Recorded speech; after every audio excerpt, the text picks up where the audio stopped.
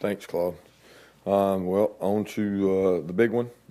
Got an exciting football opportunity to play what I think is one of the best teams in the country. As explosive as a team as I have probably ever watched on tape. I don't even know what the numbers say. Obviously, the numbers say they're really good, but I don't go by that. I go by what I see on tape, and they do a tremendous job. Defensively, we've had them on tape. I know we overlapped on Auburn and Florida, and I think Dave Aranda does a tremendous job. They've got a very experienced secondary, talented up front, play a lot of players. Just a tremendous overall program. And what Coach Ogeron's been able to do with his program from a standpoint of winning big games, I mean, playing top 25, top 10 opponents, I think he's been as good as anybody in the country. And I got a lot of respect for him. I always have. I've known him for a long time. And his teams take on his personality, which is toughness, physical, and cut it loose. So this will be as great a challenge as we've had. I know since I've been here as far as playing an opponent, and our players have earned this opportunity. We didn't back our way into this game. We earned our way into this game. And we're looking forward to the opportunity to play in what is probably one of the greatest stages, I've said it over and over, in all of college football. Kirby, kind of building off the greatest challenge, obviously tons at stake this week, and I know you're not one to rush home on Sundays and find out what the point spreads are, but being an underdog, you guys aren't underdogs much. Do you use that this week as motivation in addition to everything else that's kind of on the table? No, we really don't bring that up. I mean, what we worry about is what do we got to do to execute well. And I don't get into who's favored by how many or underdogs. It's just not important because the people that make those decisions aren't in this room. They're not like in our meeting rooms. They're not in our meetings. They don't go through our practices. So we try to, control what we can control with how we practice and how we get ready. And as many as the games we're favored in, it doesn't matter. So if you're not favored in it, it probably doesn't matter either. Kirby, you're a longtime defensive coach. Does part of you relish the challenge of this, like trying to figure out a way to do something that nobody else has done this year? I mean, I probably did until about yesterday afternoon. I started watching the tape, and then you realize that there really aren't weaknesses. I mean, arguably one of the best backs in the country. I mean, just vicious, attack you, spin you, hit you. In the biggest games, Clyde Edwards has been one of the biggest players. Joe Burrow speaks for herself. I mean, I could go on and on. Wideouts, tight end. They got 5 really returning starters on their offensive line. They got defensive players. I mean, they got an outstanding all-around team. It's a tremendous opportunity to measure where you are as a team when you get an opportunity to play a team like this that is firing on all cylinders. I mean, there's no such thing as a perfect game. Nobody will ever play it. But what they did last week on A&M was pretty incredible on all 3 phases. You were on Alabama staffs when that team made repeated trips to this game. What's the experience advantage, if any, and especially what does it mean for your team to have a quarterback who's making his 3rd straight trip to this game?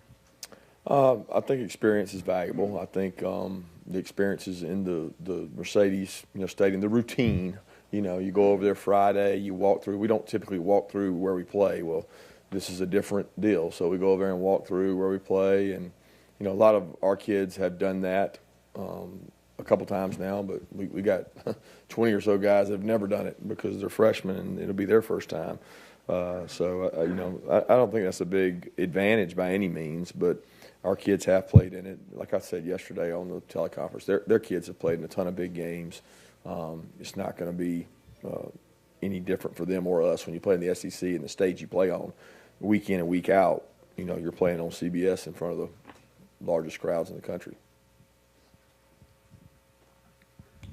Kirby, I guess the old Bear Bryant quote was defense wins championships. People have latched on to that over the years. How true do you think that is in today's world of college football, or are certain offenses kind of ahead of defenses and trying to catch up?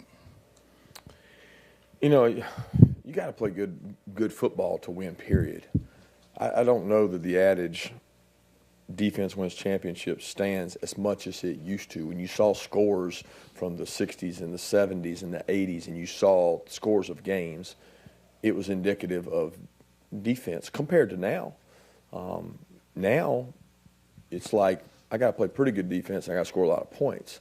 I can't play horrific defense. I can't play bad defense, but I might not have to be perfect is the way a lot of teams have had success. And they probably take more chances and risk, and they just score tons of points. That's not – I'm not talking about LSU. I'm just talking about college football because I think LSU plays really good defense, and they are explosive on offense. But, you know, an explosive offense allows you to play a certain way on defense too because you know that you're going to score a certain amount of points.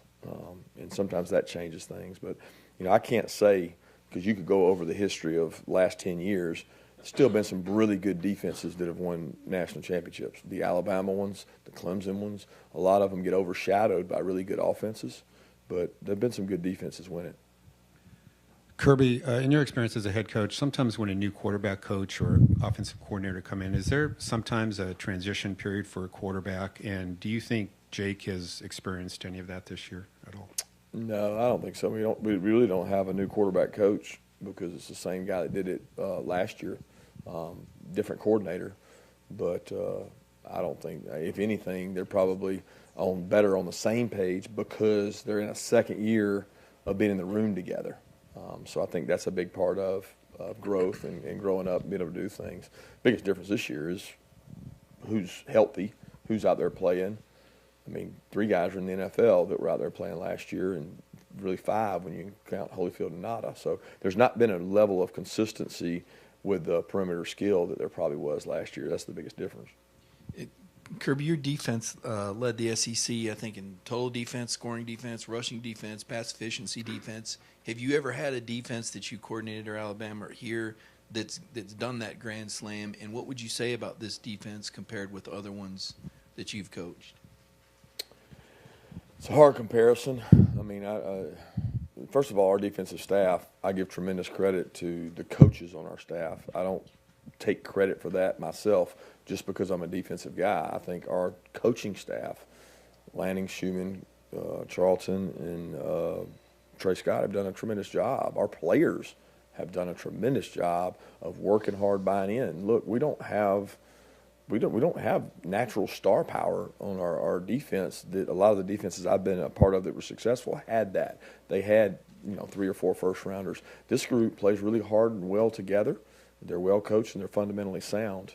But this obviously will be the ultimate test. Best offensive unit we've played all the way around, really not even close.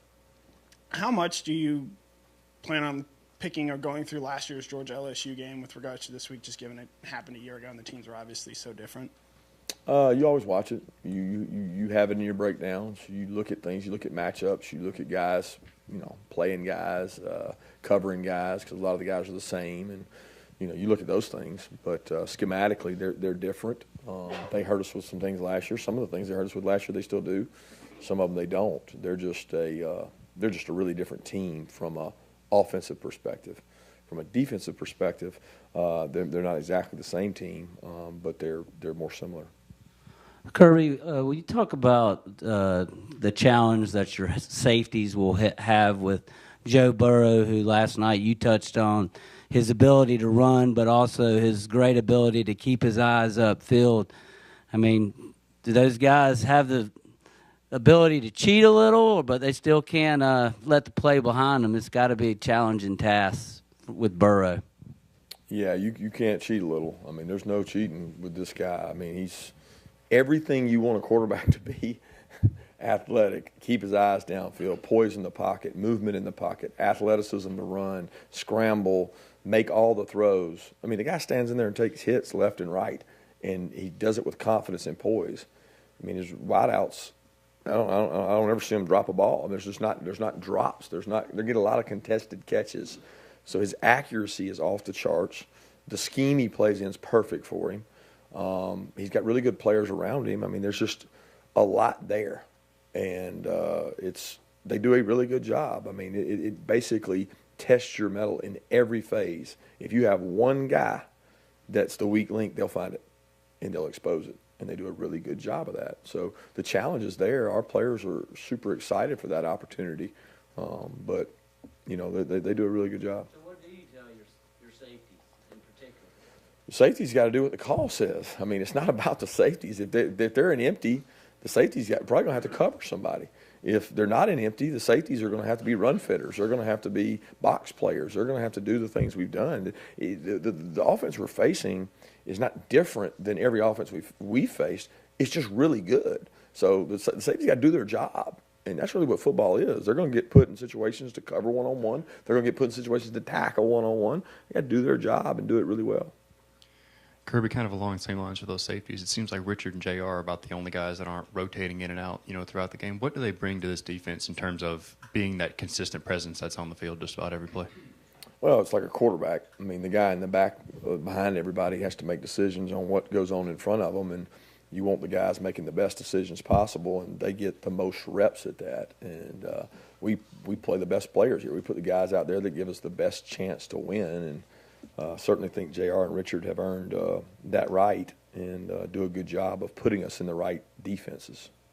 Coach, you talked Saturday about how much you love James Cook with the wide receiver issues you guys have. Can you move him around? What skill set does he have that maybe we could see him in the slot or somewhere like that? Yeah, he's a talented football player that you're trying to find ways to get him the ball. He's elusive with the ball in his hands and does a good job in his route running. He's a guy that we've talked about all year. He's a really good running back, and you can't lose sight of the fact that he can line up back there and run the ball really well, and just finding ways to get him touches. Hey, Coach, is there an update on DeAndre Swift's injury going into next game? I think it's pretty important. Yeah, we're hopeful that he's going to be able to play.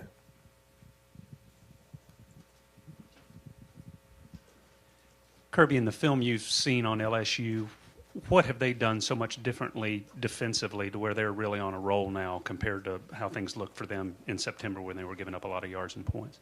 It's not so much what they've done defensively different. They're playing better. They're playing better as a unit. They're rushing the passer. They had a lot of sacks the other night, and they got some packages on third down where they've got linebackers rushing who are really athletic. They're playing better. I think they're playing more with a purpose. And sometimes when you get called out or maybe you're playing a better team, they've played well in some big games. I don't know where all the criticism comes about their defense, obviously probably from the Ole Miss situation, but that was completely unique. It was unique to Ole Miss. It was very different what they do with the quarterback they have. So that's not something that you just say, well, they struggle against this. That's not what everybody does. That was a very different style offense.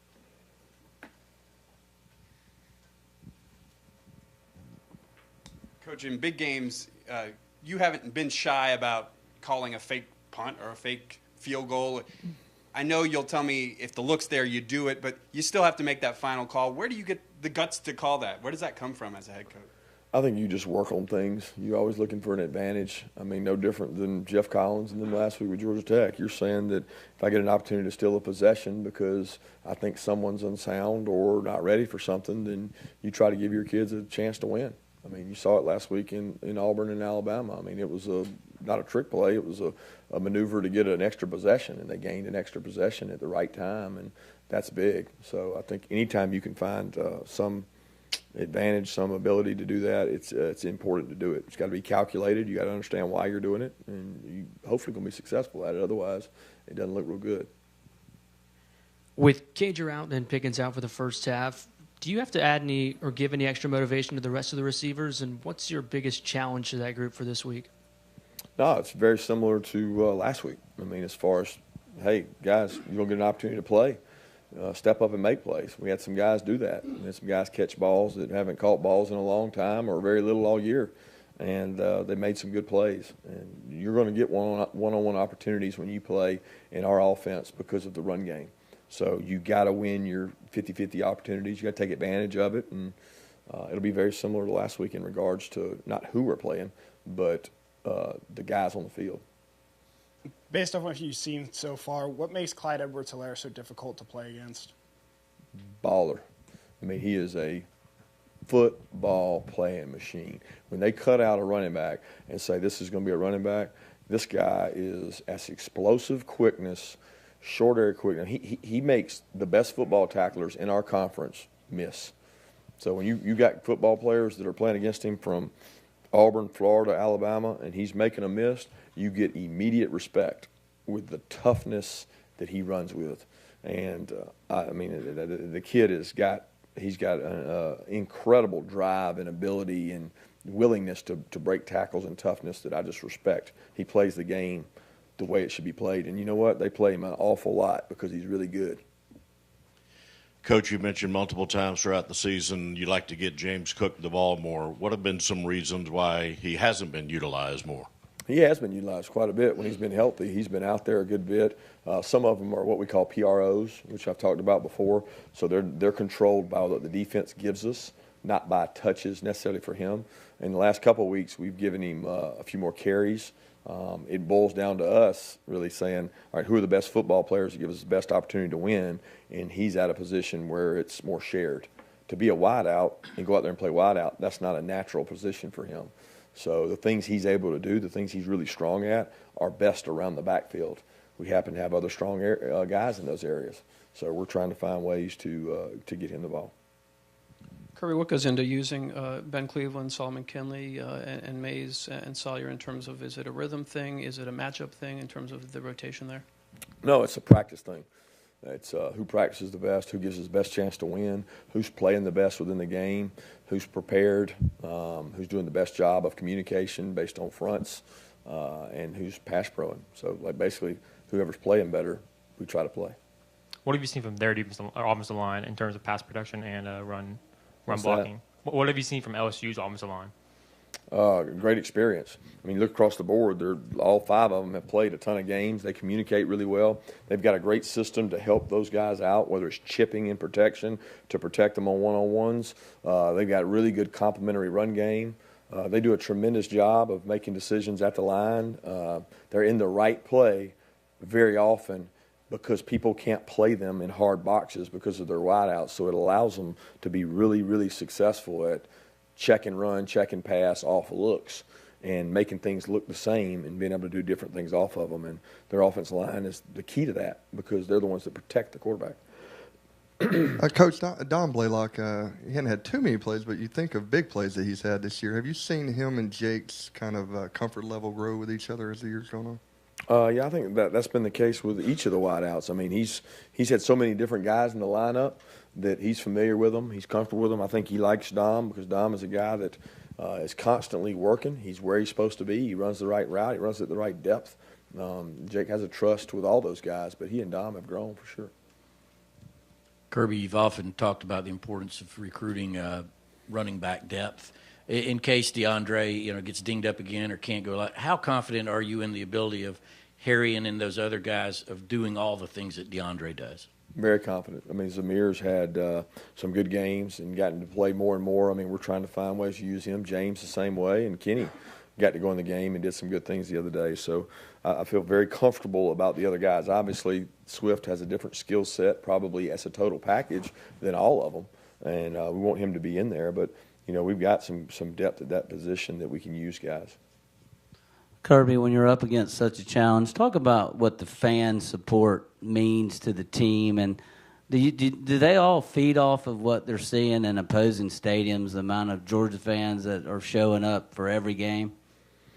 Yeah, I think it helps. I mean, our guys love any environment. I mean, a lot of players will probably tell you they like a hostile environment more than they like a home environment because they like to go in and get in front of the other team's fans and play well and be motivated by that. I certainly like the fact that you can go on the road in certain locales and take over a stadium. It says a lot about your fan base and the passion they have for the game. But we know in the SEC that's tough because you're going to find very few places you can do that.